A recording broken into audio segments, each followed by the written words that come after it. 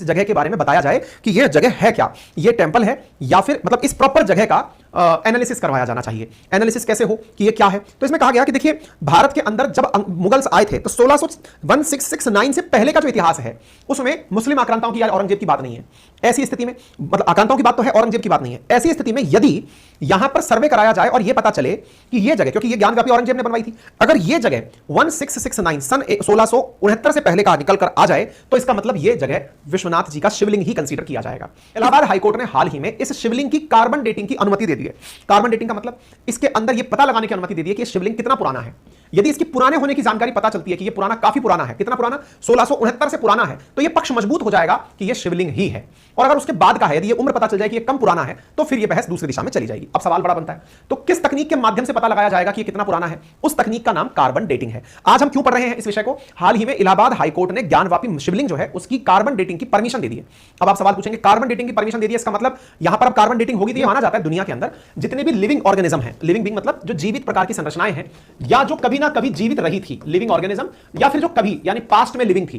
Past में living थी मतलब कोई डेड बॉडी है जो पास्ट में कभी बहुत लंबे समय से पड़ी हुई है, मम्मी बनकर पड़ी हुई है, कोई हड्डी है, कोई अवशेष है, कुछ भी है, या फिर फॉसिल्स हमें कहीं मिलते हैं जिनमें कार्बन इन्वॉल्व है। मतलब साइंस ये मानती है कि जितने भी लिविंग ऑर्गेनिज्म है उनके अंदर कार्बन का होना जरूरी है, कार्बन होता ही है। ठीक है, अब एक बड़ा प्रश्न बनता है और बड़ा प्रश्न काफी ज्यादा रोचक है इस विषय के अंदर, जो काफी ज्यादा डिस्कस हो रहा है। वो क्या है?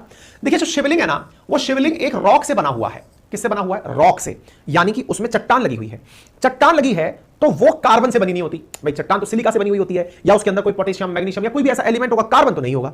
तो लोगों का प्रश्न ये है, और बहुत सारे जो मतलब साइंटिस्ट हैं या फिर बहुत सारे पक्षकार लोग हैं, उनका कहना यह है कि कार्बन डेटिंग के शिवलिंग के लिए मांग करना गलत है। ऐसा क्यों कहा जा रहा है? बोले ऐसा इसलिए क्योंकि शिवलिंग की उम्र, क्योंकि रॉक है, कार्बन डेटिंग से कार्बन जिनमें होता है उन्हीं के बारे में पता चलता है, तो शिवलिंग के बारे में पता चलेगा ही नहीं।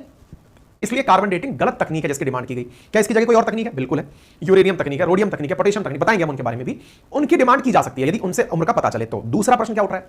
दूसरा प्रश्न यह उठ रहा है कि शिवलिंग का सैंपल लिया कैसे जाएगा? क्या खुरच कर? यानी कि जो शिवलिंग है, अगर यह मान्यता है कि वो शिवलिंग है, काशी विश्वनाथ जी हैं, ऐसी स्थिति में यदि कार्बन डेटिंग करनी है तो आप सैंपल कैसे कलेक्ट करेंगे? शिवलिंग को खुरच कर, उसमें से कोई सैंपल का टुकड़ा निकालकर, सैंपल का टुकड़ा निकालेंगे तो विश्वनाथ जी का जो वो मूर्ति है वो खंडित हो जाएगा। और हमारे देश में खंडित विग्रह, खंडित मूर्ति, इनकी पूजा को सही नहीं माना जाता।